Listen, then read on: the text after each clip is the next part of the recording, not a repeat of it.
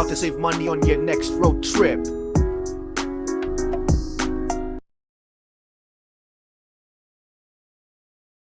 Download a fuel tracking app like Fuel Map to work out when and where to fill up.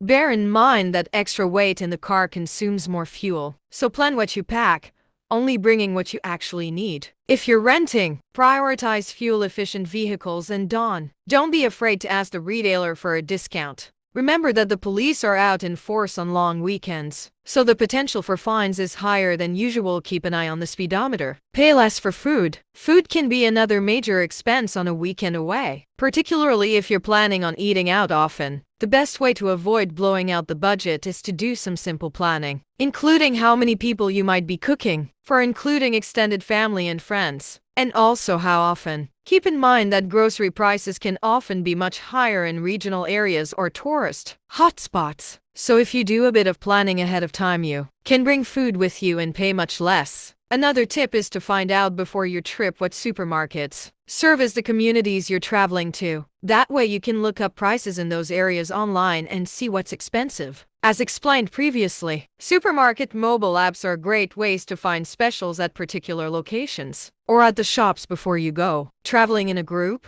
Buy what you need in bulk before you leave. You're likely to get much cheaper prices on fruit, veg, and even meat at suburban or regional markets. Look for hidden gems. Restaurants on the main strip of regional towns can be much more expensive and busy than others in nearby areas, so research online first.